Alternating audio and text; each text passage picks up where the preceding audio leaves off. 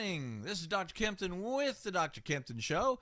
And if you got time, you like what you see, hit the like button, hit the subscribe button so you can hear any of the new ones coming out. And we're trying to get one out every week. This is going to be 2 weeks for me. Sorry about that. But had a lot of things going on. Of course, we had Halloween, had a good time with that. Gave out a lot of candy. What else went on? That was about it. I gave full-size candy bars. It was so funny. I had these little kids coming up, and they are, I'd open up the box, they'd look down there, and I said, yeah, I grabbed 2 of them. These are full-size ones. I said, yeah, I know. Isn't that great? So they grabbed 2 of them. So we had a lot of fun, a lot of kids coming up, some older kids. And I like that too. I love the fact that people are trying to stay as young as they can. And the older kids who came up and visited and came up, and I try to talk to the kids a little bit because I'm an old man. I get to talk to everybody. So, and they were all polite. Everybody was nice. And some of the outfits were just unbelievable. You know, I remember dressing up in my biggest costume as a kid. I remember dressing up as the devil, and I had a red silky outfit that tied in the back that my mom put on me, and I had a mask that went over the front. You know, we had that one mask that said like that. Man, you had to look through them little eyes. But these were way past that. They were fantastic. So we had a good time. My grandkids all went out, and Ava came over, and so I had a good time with her. So, but you know, those people who had happy Halloween to you. So this goes on. We're having a lot of fun. Something came up the other day. I'm now officially one of the old guys. I go to a few places around town, and I don't drink coffee. I'm a tea drinker. So I have tea or I have orange juice in the morning. Sit down with the guys, and we drink a little coffee. I have my orange juice. And we discuss things, go as old guys do. Talk about the good old days, whether they were good or not. They were different. We had a lot of fun, probably more freedoms than we do now. And we started talking about the $15 an hour and what it was doing to the country and what we needed and what we didn't do. And I remember one time my dad, who in my opinion is one of the wisest men that I have known. And he would come up with these ideas, and he was a big philosophy person. He would read books and sit and think about things, especially after he retired. So maybe I'm catching up with him. But anyway, he said to me, a person is only worth as much as it takes to replace them. And I thought about that. And I've said that to people, and people go, oh, no, I'm worth way more than that. But it's interesting. Nobody says, well, I'm worth less than that. Because when you put the word in, you're worth only as much. The word only diminishes everything. And when I say that, people take offense to that. But when it really comes down to it, you are worth only as much as it takes to replace you. Now, let's take a look at that. Let's say that there are 50 people out there looking for a job, and all of them can do the job that you're. Let's say it's front desk. It's at my clinic, and they all can do front desk work really, really well. And I've got 50 people to pick from, and the going rate's $15 an hour. Let's say it's $10 now. $10 an hour. So I hire Susan for $10 an hour.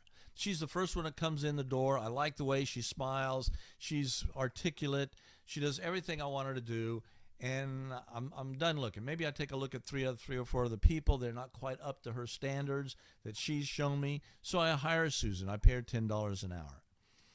And she threatens to leave. And I know that there's a bunch of other people out there who I could walk right out the door and hire out of that group that's left. So there's 45 people I haven't looked at yet. So she quits. I hire somebody else, $10 an hour, because she's threatened to quit.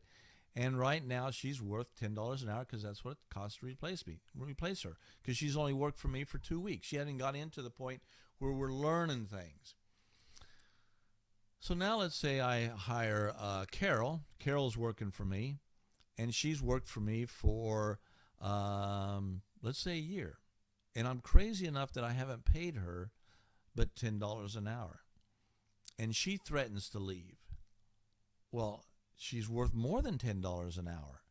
So I asked her, I said, Carol, if I gave you 50 cents an hour more, $1 an hour more, $2 an hour more, what would it take to keep you working for me here at the clinic? And she says, Dr. Kempton, it's going to cost you $1 an hour more. I say, fine, we can do that. Now, here's where the rub is. If I'm willing to pay Carol, now that she wants to quit, more, because it's going to cost, I got to find somebody who's as good as she is out in that group, and it's going to be hard to find, more, I should have gave her a raise the day it occurred to me that if I lose Carol, it's going to cost me more to hire somebody else. So that's where that comes from. You're worth exactly what it takes to replace you, good or bad. And so if you get somebody comes in and they're a good welder and you don't pay them, and the other company comes up and says, you know what, we're going to get Bobby up here and he's welding for CNC Welding Company for $25 an hour, and we could pay him $30 an hour, and he leaves, you shouldn't be mad. You paid that guy what you thought he was worth, and another company thinks he's worth more. Now, you're going to have to replace Bobby. So how much is it going to cost you? Are you going to hire another $25 an hour welder? Or because Bobby was so good, are you going to have to go out and find somebody and pay $30 an hour or whatever it takes to get somebody? And that's where we are today in the climate that the government has put us in. They've shifted things around due to COVID, good, bad, or indifferent, doesn't matter to me how you work with it. But they started paying people not to work. And also they made incentives for people to work at home. And so now to pull somebody out of the house down to your office to work is going to cost you more money. What it takes to replace you. Now, if you're right out of high school and you go work down at the fast food restaurant, there's a whole bunch of people. Let's say you graduated from my hometown, and there's 125 back in the day, 125 to 150 people graduating from high school, and none of them have any other jobs except fast food.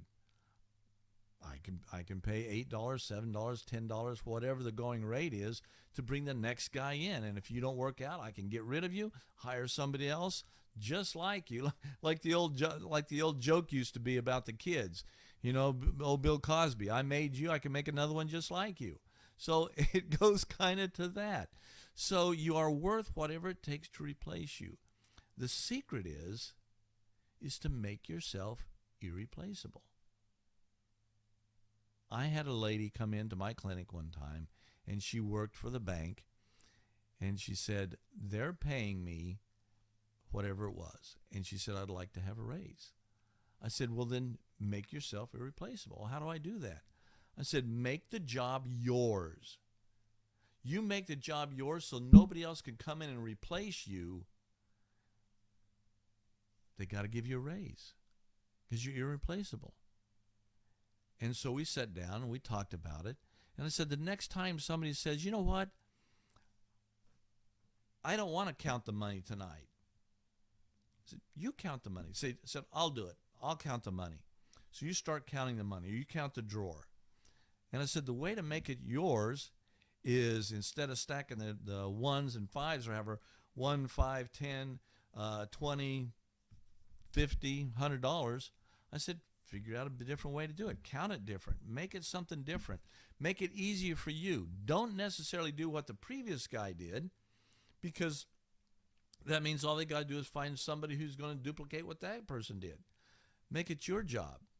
Figure out a way to count the money. And this is simple, but find a way to count the money, put in the envelopes, do something different. Maybe instead of counting the ones and putting a paper clip around them, count the ones, put them in an envelope. Write down how much it was. Make something special so that when they come around to see how good a job you're doing, they're going, you know what? That girl's doing a really good job. And that's what she did. Anytime something came up that she thought she could handle with the job that she's continuing doing, because you can't lose ground, she picked up and started picking up small jobs to do. Some of the jobs that people didn't want to do. And at the end of 2 years, she came in to me and she says, they offered me a job, or they offered me a raise. I said, what'd you do? She said, they offered me a $1 an hour raise. And I said, I wanted $1.50. I said, how'd that go over? Because I knew the guy who owned the bank down there. And she said, they paid me. And I said, you know why? She goes, because they didn't want to lose me. I said, that's right. You're worth exactly what it takes to replace you, good or bad. Now, if all you're doing is doing what they told you to do, and that's good, but you're not giving out any more, you're not giving out 10% more, you're not smiling at the customers more, you're not remembering the customer's name, so when they drive up to the window, you don't go, hi, Carol, how you doing today? Going to put some more money in? Yeah, we're going to do this and that. The people like you. So if you leave, they're going to go, hey, where's Carol at? Or who's ever we're talking about? Where did she go? And the bank has to come up with, where did you go? Because more than likely you went to another bank because you've got experience, and there'll be other bank maybe paying you more. So I've got a buddy of mine, Bill, and when he was working for a fast food place, he did such a good job that they couldn't afford to let him go. And I'm not saying I don't remember what they paid him. I don't know if they gave him raises or whatever, but everybody in our hometown liked to go to this burger place, mainly because the service he gave. I remember one time he talked about the time that we had the Miss Kansas pageant, and he was out there, and the Miss Kansas pageant women were showing up, and he took out their hamburgers, and he put, instead of a sack and handing it to them, he came out around the corner and took it and put it on a napkin and took it to the table and served each one of the girls on napkins their hamburger. Now, it's just a crazy hamburger. No different. Could have been put in a sack and given it to them. The girls have been happy with it. But he brought the game up a little bit and did things for people, did extra for people. And that extra is what makes it so hard for a boss to let you go. And he wants to keep you. He or she wants to keep you around. So as a boss, if somebody comes up and says, I got to leave, if you find yourself saying, would you stay for another $1 or $2 or whatever it is, if you find yourself doing that and they stay, in all honesty, you should go back 6 months and give that person a bonus for coming up and talking to you and allowing you to go up and keep them. When you have a staff meeting, my dad taught me, when you look at your staff members and you look at each one of them and you're going through the meeting, you need to say to yourself, if this person left, what would it cost me to replace her or him to get the person I want? And sometimes you're in a job market where in your clinic, in your business, in your restaurant or whatever, you just can't afford to pay anybody more. And you have to be willing to lose that person. And that's why when somebody comes in who's overqualified, you know that there's a high chance that you're going to lose that person because they can go get a higher paying job somewhere else. And that loyalty means something. I hired a guy who was a manager of a store. And he came in and he sat down with me. He says, Doc, I hear you're looking for help in the back. I said, yeah. He says, what's the job that you want them to do? I said, I want them to help me with consultation, help me with examination. I'm going to teach them how to take x-rays and do therapies for me. He said, would you mind if I did that? I'm going, I can't afford to pay you. You're the manager of this big store here in town. And I told him that. He says, no, he says, I'll take what you're paying. And I told him what I'm paying.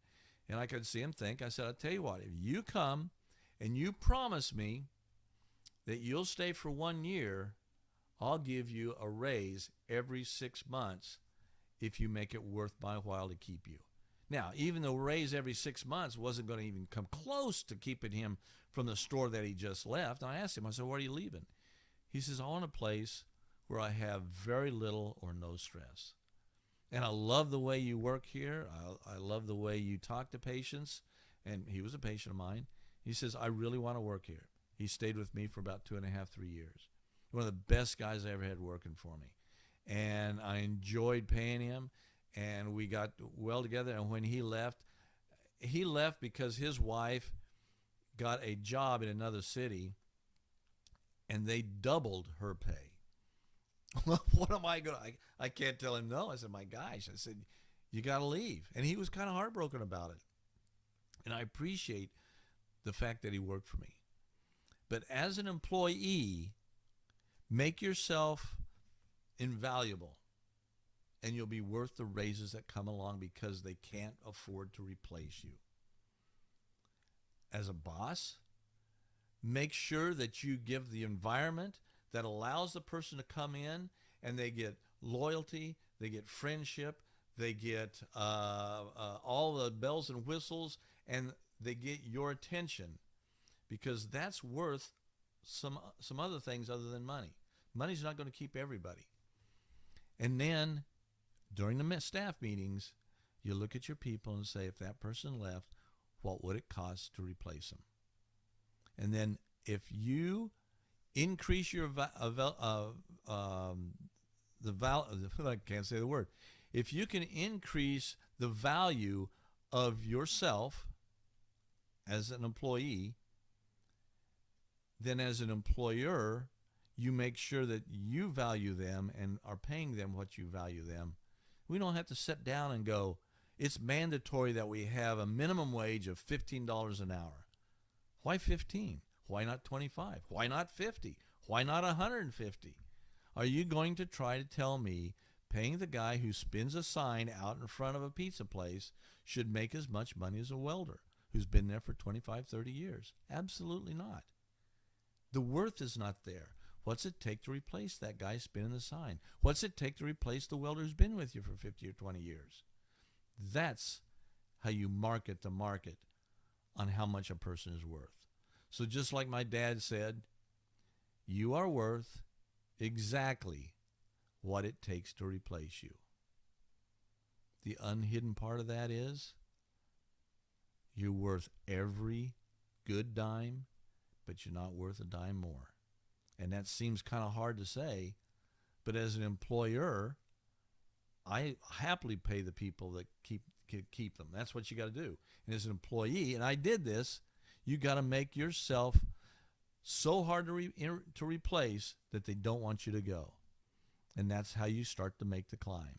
And I did that working in a little tiny place in Pratt, Kansas.